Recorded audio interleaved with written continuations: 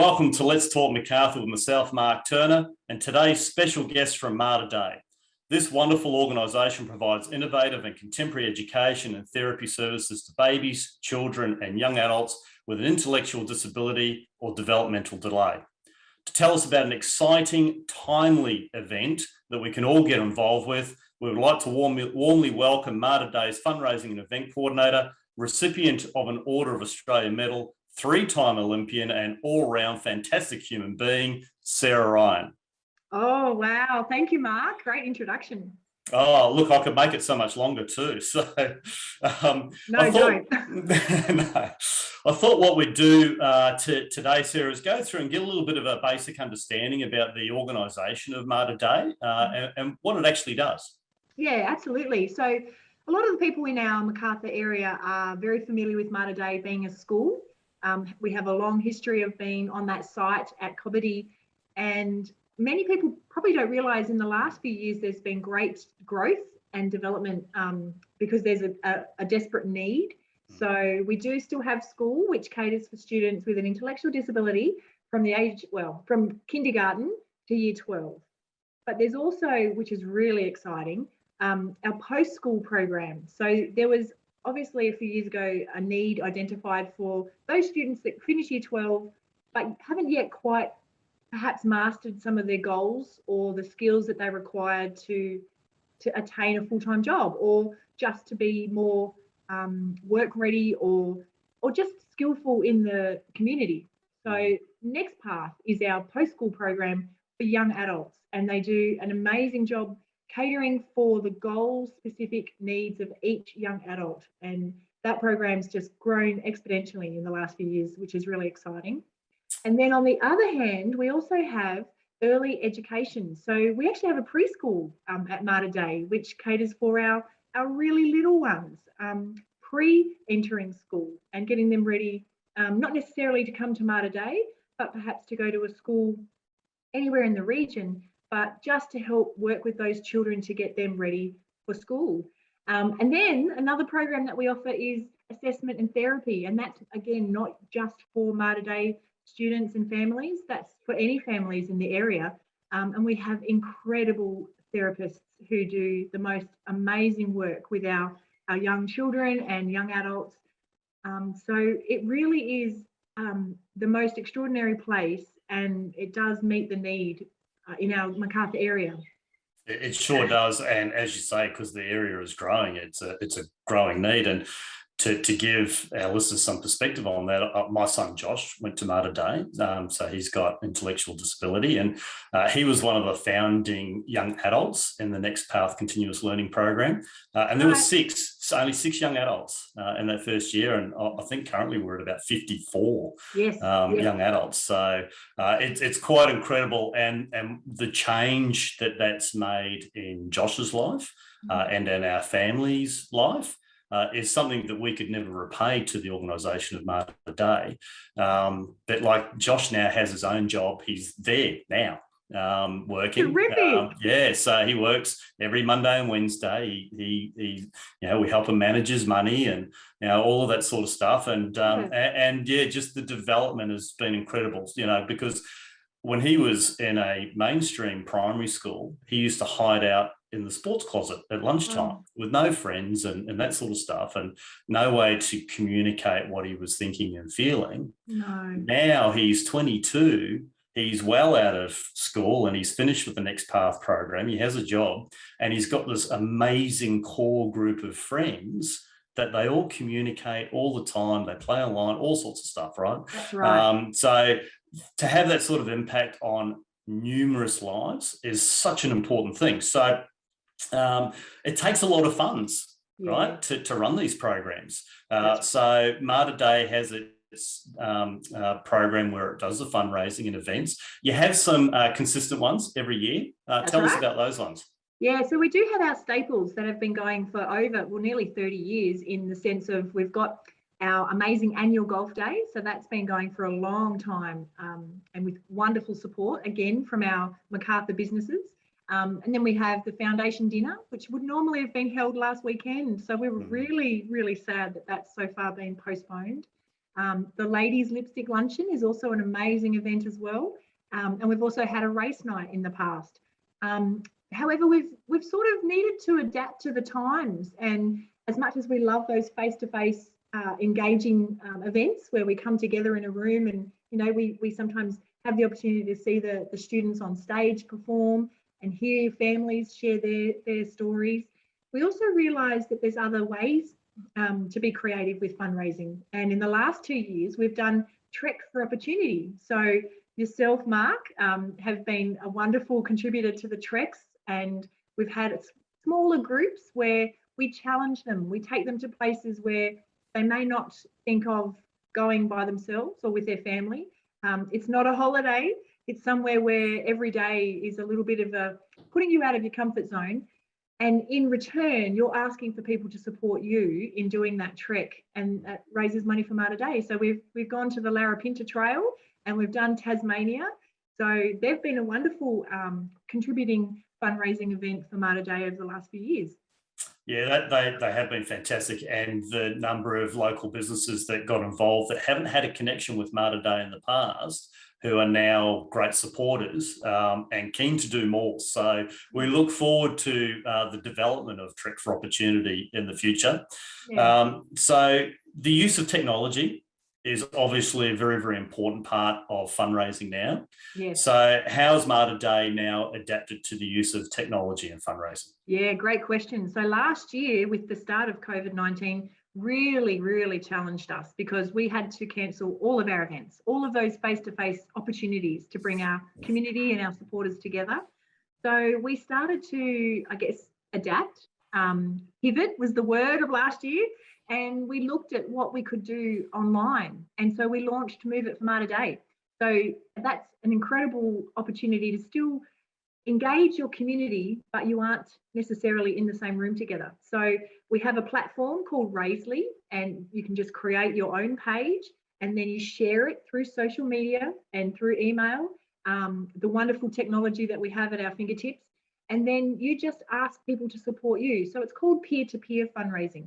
And this was a great chance for us to try something new and also an opportunity to reach a little bit further than just our Macarthur area. So it went pretty well. We had 208 people participate last year, and we thought, well, again, this year it hasn't actually gone to plan with some of our face-to-face fundraising. So why don't we do it again in 2021? Yeah, it sounds like a great idea. So it's coming up. So the launch date for Move It for Mater Dei this year? Yeah, so we started sharing some launch socials last week, and it goes live now. You can sign up now on the Raisely site, and it's going to be from the 1st to the 14th of October. So all we're asking for people to do for those 2 weeks is just commit to moving every day for some 30 minutes or 60 minutes, and then asking people to support you in doing that. And I think it's just really timely because we've all been out of routine. We've all been locked down for the last 2 months. And this might just be that little nudge or little encouragement for you to get moving before we finally get out of lockdown and we can start returning to life a little bit more normal. So yeah, I'm really excited about it. It's something that it's easy for people to do. They don't have to feel nervous. If you don't commit to the 30 minutes and you don't get it done every day, okay. It's more about bringing our community together and doing something for a wonderful cause like Mater Dei. Yeah, absolutely. So, and one of the key things that you can do with the Raisely side is you can create teams. Yes. So you can do this with family or work. Yes. And that's a great opportunity, I think, for some of our businesses to, again, bring their staff together, create a little bit of competitiveness, perhaps. Some people love that. And again, it's just about doing something for your well-being. So I am the biggest advocate for moving because I know it makes you feel better. It releases all those good endorphins. Getting outside, we're allowed to do it. Of course, we have to be mindful of the New South Wales health guidelines, but we are allowed to get outside for an hour. So this is just complementing that nicely. Get outdoors, you can walk, you can run, you can ride, and it's just going to make you feel better and you're doing something great for a cause. Yeah. And one of the things I like it, so I saw the shared thing, I've jumped on, I've signed up. So we've got an R&W Man Annan team with one member so far. That's me, but we'll share it and get it out and get more team members on board. I think one of the things I like about this format is that like a lot of us that are in lockdown, we have good intentions. It's a bit like a New Year's resolution, right? We have good intentions about getting into some sort of regular routine, that sort of stuff. And if you commit to something like this, it provides some level of accountability. Yes. Exactly. Which is great. So I'm super looking forward to it. I'm not waiting till the 1st of October to get started. I've started already. So yeah, let's just get into it, right? Yeah. I love it. Absolutely. So let's hope we get a lot of involvement and from the community and from local businesses, and I think family teams and get that thing going between families, especially while they're being remote. It gives them another touch point. So I would encourage everybody to do that. Absolutely. Yeah. It wouldn't be an interview with Sarah Ryan if we didn't cover off some of the exciting things from Sarah Ryan's past. Right.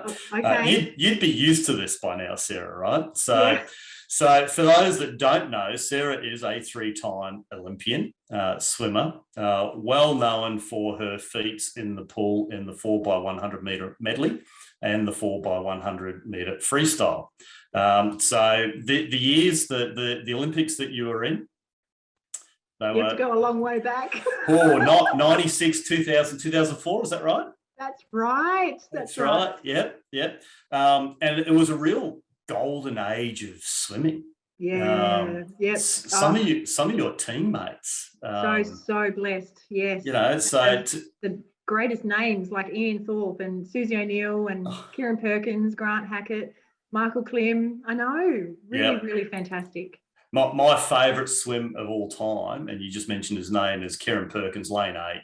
It was absolutely fantastic. And we have a bit of a saying around our house. You know how people say that somebody's got a heart the size of Farlap? We don't say that. We say a heart the size of Kieran Perkins. So. Yes, he showed he did have a big heart that night. Definitely. Yeah, absolutely. And I've seen plenty of posts. You're very, very passionate through this Tokyo 2020, 21 Olympic time and Paralympics, which I absolutely love. One of the things about your career is very much team-orientated involvement. Yeah. How did you find, as an individual swimmer who trains hours and hours and hours endlessly, converting yourself from that individual practice into a team racing event? Yeah, good question. So a lot of people, I guess, initially when I retired, I didn't feel embarrassed, but people would say, "Oh, what medals did you win in a race?" And you'd have to say, "Oh, relay, and a relay." Never an individual. I never actually won an individual medal at Olympics or World Champs. And I guess initially you think that that's not a failure, but you haven't quite reached your potential. However, I loved relays. I truly was a team player. And even early on when I was a youngster training, I just loved going to training because it was with my friends. So I always felt that social aspect of the sport. A lot of people say it's a single, lonely sport. It can be, but majority of the time you always have your teammates training in the lane with you, next to you, around you. You travel as a team all the time. So I never felt that it was an individual sport. And I was really fortunate to have, at the time, our Australian head coach was Don Talbot. And his mantra was, "We are the Australian swim team, so we do everything together." So it didn't matter if you were Kieran Perkins or little old Sarah Ryan, you still sat on the bus together, you still ate the same food at the dining hall, you still had the same beds, there was no special treatment. And I think that really worked towards us developing that golden era, like you say, in swimming, that everyone was there to do their job for each other. And you're seeing it now, actually. What the terminology and the talk from our current swim team was very much that they are, again, supporting each other. And that brings the best out of everyone. So as much as it is, in a single race of, say, the 100 freestyle, you are on the blocks by yourself. And unfortunately, I was the kind of athlete who overthought everything. And so didn't probably get the best out of my individual performances. But in relays, I loved it. We walked out with our team. We were there for each other, and you did everything you could to make sure that you got the best result for your team. So, yeah, I loved it. And I was actually reflecting back on some of my races, and I always swam faster in relays than in individuals. Oh, yeah. I remember seeing you do a couple of final legs in the freestyle that were just unbelievable races. So yeah, and in times that would have got me individual medals. Yeah. So it was just, I don't know, just one of those things. But you're probably right, because when you're part of a team and you've got that extra desire to do it for your teammates as well as for yourself, sometimes that gives you more impetus to do well, you know, which takes us back to, stop thinking about the process. Yeah, absolutely. So people should feed off that when they're doing Move It for Mater Dei as teams with their families and that sort of stuff. So what do you think was the key to your consistent performance over such a long period of time? Like 3 Olympics is a long time. Yeah, absolutely. When you look at it in the big picture, but we were fortunate. We would always have competitions nearly every month. So you could easily look at a calendar and break it down. And then, so you'd have your monthly goals, you'd have your weekly goals, you'd have a daily goal. So it was always about, so the overall, say the biggest picture was every 4 years racing at the Olympics, every 2 years Commonwealth Games, every alternate year as a world champs. So you start to break down into smaller goals. And every day I had a goal. I would have to go to the pool and think, out of this session that's written on the board, what am I going to get out of today? Am I going to get a better start? Am I going to get a better turn? Faster time in between 50s? There was so much that you could improve. So when you break down the big goal into small increments like that, it actually is a lot easier. So I think I was just always able to consistently have goals. And I was one of those athletes that I would have to go to training and get the best out of myself every day. Otherwise, if I stood at the blocks at race time, I would have that little bit of doubt that perhaps I hadn't done everything that I could have in my power. So there was never a question of missing a couple of training sessions if I was tired. I'd still go over. You'd have that conversation with your coach, maybe adapt the session if you're not feeling the best, but you could still get something out of the session. So I suppose I was just one of those athletes that I did what I was told. And every day I made it count. Yeah, but those writing down those goals and having those goals and breaking them down into bite-sized chunks. I mean, you heard the old thing: how do you eat an elephant? Well, you do it one bite at a time, right? Yeah. So it's the same thing, and you break it down, which is moving into a whole business and personal development coaching area. So there's a future career for you there. So we talked about the questions people will ask you in regards to, and you say you didn't win any individual medals in the Olympics, but I remember 1999, right? And the commentary on the TV was just superb that year for the Pan Pac Games. Oh, wow. Right? Yes. Yeah, and I remember this very, very clearly. And so I wanted to know what your heat times were in the individuals, right? And it was really, really interesting because I'd forgotten this, but in the 50 free, you ranked 9th after the heats, and you ranked 5th after the heats in the 100 metres. Right. How did it feel to walk away with 2 individual silver medals, only behind the great Jenny Thompson from the USA? Oh, wow, Mark, you definitely have, you've brought back great memories.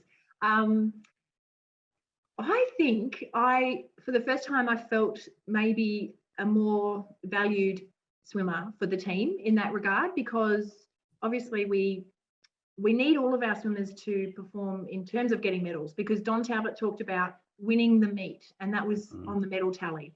So if I was swimming my races but only getting 4th or 5th or 6th, you don't feel like you've actually quite done the job. But to win 2 silvers, like you say, behind Jenny, and Jenny was a phenomenal athlete, an American superstar. Yeah. I actually did for once feel like, okay, I deserve to be here. I actually am contributing and making, a little bit of a mark for the Australian swim team. And that was leading into 2000. So we were all firmly focused on that Olympics in your home nation, which is very rare for an athlete to have. So it was a great It was a great meet and confidence booster. Yeah. Yeah, no, it was absolutely fantastic to watch, and Jenny Thompson was unbelievable.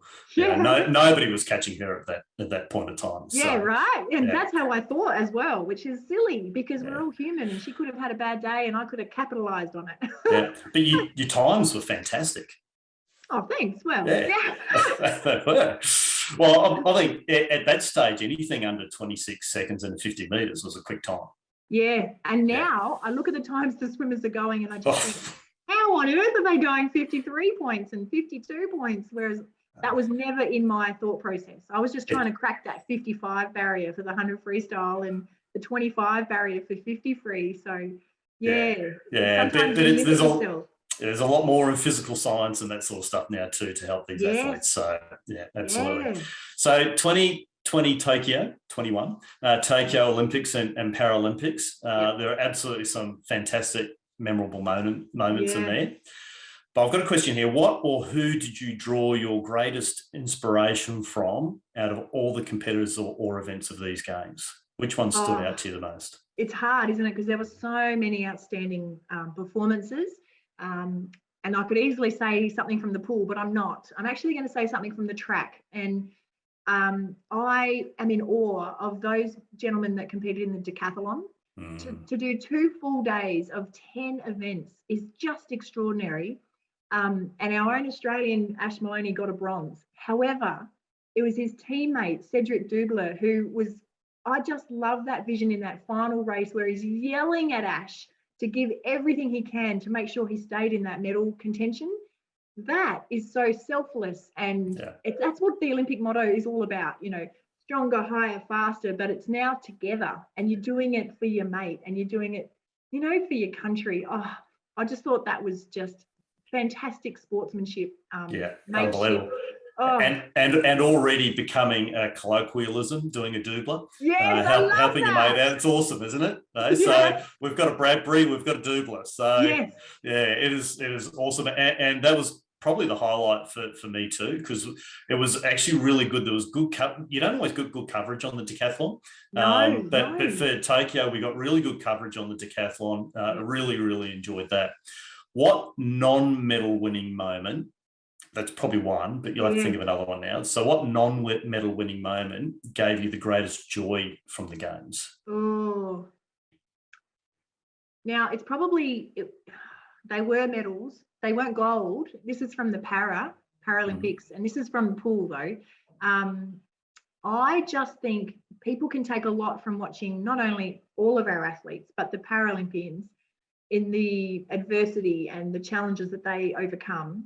But if you saw some of the swimmers with no limbs, so like maybe the smallest of an arm, a small part of their leg, and they're swimming a 50-meter freestyle, are just extraordinary. But for me, it was Scooter, so Grant Patterson and Ahmed Kelly, who swam the 150 meters medley. So then they're doing the other strokes as well. And just the mateship that they have. They push each other, they make sure that they get the best out of themselves, but at the end of the day, they get out of the pool and they're buddies again. And I just think, that's what we need more of in this world. 100%. And how good is it the last few Olympics now, the Paralympics are being given the voice and the level of coverage. The one thing I loved about these coverages is that the commentators on the desk, we're experts in the area, and they were former Paralympians, and they were just an absolute joy to listen to. Yeah, and they could explain why, I think in one of the categories, why the swimmers struggle from heats to finals. It's because they get so fatigued. It's not necessarily for any other reason. So knowing the backstories, it really helps us be more understanding of those performances. And you think, oh my God, like it's extraordinary what they can do. Incredible. The way I see some of these, like athletes with cystic fibrosis, and we know how exhausted that they can get and fatigued that they can get, the amount that they push their bodies to just shows an incredible strength of mind, and we can all learn something from that. Absolutely. And even I know Carol, her last name evades me now, I'm sorry, but she was doing the road cycling. She has MS. And she's nearly 60. And she sometimes says, people look at her and say, well, you look normal. What's wrong? And MS is one of those horrible diseases that, yeah, you don't necessarily show forms of, anything different. Yeah. But yeah, she fell off her bike and is still in Tokyo. She had to go to hospital and she's fortunately okay. But just again, the strength and determination that the courage. And courage, Yeah, exactly. absolutely. Part of making Move for Mater Dei successful is the inclusion of the children and young adults from the organisation. So how can the community best interact during this event? Yes, and it's a little bit tricky this year because obviously all of our students and young adults are studying or online learning like all of us.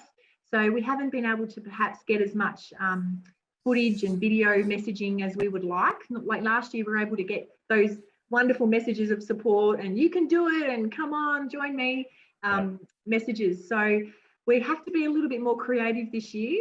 However, we're still hopeful that some of the young adults are going to have their own groups. They're going to have their teams. And that way people can watch what they're doing and maybe they can be a little bit creative with some of their moves at home.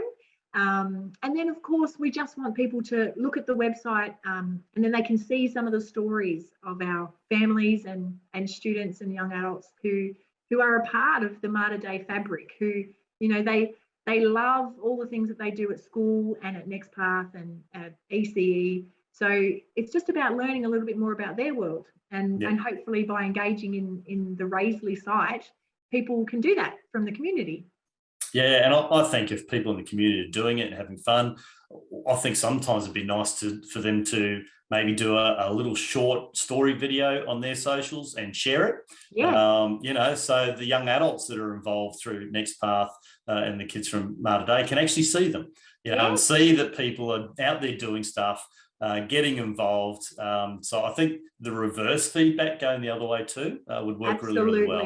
Yeah. Engaging together. That's what community's about. Yeah, so I'm really looking forward to it. So make sure that people jump online. Where can they see it? Yes, so if you search Move It for Mater Dei, so Move It for Mater is MATER and then Dei, DEI. You can then put 2021 and then .Raisley, RAISELY is the website. And it's so easy to sign up. You just click a button, enter your details, and then you just start to share it with everyone through Facebook or Twitter or Instagram. It's really easy. And then you just have to decide, what moves you're going to do every day. I'll include it in all the show notes, so people can just go into there and click through and register. So I finish off all my interviews, Sarah, with the same 10 questions. So I don't know if you've heard any of them before. You have? Well, then you get a little bit of advantage on my earlier guess. All right. I do. I'm very lucky that way. You are. So number one, what is your favourite word? I think at the moment, because of the times that we're in, I think it's kindness. I just feel like kindness, we need a lot of that. We just need everybody to show a little bit every day to make things just a bit easier. Yeah, 100%. What is your least favourite word? Now, people aren't allowed to come up and say this to me, okay? Moist. I hate it. It's the worst word. So I'm laughing, Sarah, because that is my wife Darlene's least favourite word also. She hates it too. And I reckon if we ran a survey, I reckon that there'd be a lot of people that would actually include that one. I agree. What turns you on?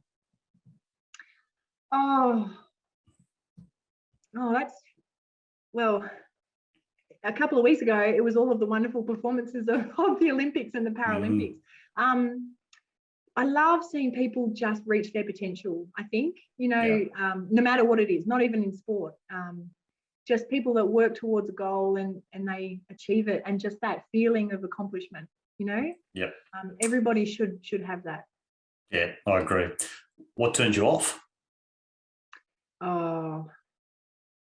Well, I think just people being nasty. I just think, just people just not being kind, I guess, the opposite to my favourite word. Yeah, it's not necessary, is it? No. What sound or noise do you love? I think my kids laughing. I laugh with them, and I think that just fills your heart, doesn't it? When they laugh and you know it's coming from the belly and they're just in a good place. Yeah, absolutely. How old are yours? 13 and nearly 16. Wow. Ooh, I know. Fun times. not enough laughter. When our daughter Lauren was little, she used to have just this real big belly laugh, and she'd laugh that hard that she'd stop breathing, and you'd have to try and calm her down so she could start taking some breaths. Wow. Yeah, I haven't heard that for a while. Love to hear that again. Beautiful. What sound or noise do you hate? Oh, my son and my husband are both drummers, so sometimes the drums in the house is just too much. It's too noisy. They're not bad. They're not bad drummers, but it's just, it's a very, very loud noise in the house. Yeah, I'd have to ask your neighbours. Yes, especially at the moment because they're playing every day in lockdown. Awesome. What profession other than your own would you like to attempt? Oh, do you know what? I think because I'm missing it so much, and music just makes you feel good. I'd love to do musical theatre. I think I'd love to be on the stage and just be able to, entertain others and sing and dance. And I believe that because in 2006 for a fundraiser, I think it was for multiple sclerosis. Channel 7, was it Takes Two? Yes. Yes, Sarah Ryan. Check it out, people, on YouTube. No. I'm pretty sure you can find it. Guy Sebastian and Sarah Ryan entertaining us. So I cannot sing. No, that's why. It was fantastic. It was highly entertaining. What profession would you not like to do? Oh, look, I think it's a very universal one, but be a politician, especially right now. Oh my gosh. Yeah. No, tough gig. Yeah, very hard. If heaven exists, what would you like to hear God say when you arrive at the pearly gates? I think you did good, kid. Nice. Yeah, that's really nice. Sarah Ryan, thank you very much for coming on. Let's make sure we get plenty of people moving it in Macarthur and beyond Macarthur for Mater Dei. Let's raise some much needed funds for the programs and we'll go from there. Of course, we'd like to thank our partners for the podcast, Coleman Greig Lawyers, Wakeling Automotive Group, R&W Real Estate at Mount Annan and Narellan, of course, and TechnoFunc Fitness Studios and Fitzpatrick Robinson Accounting Group.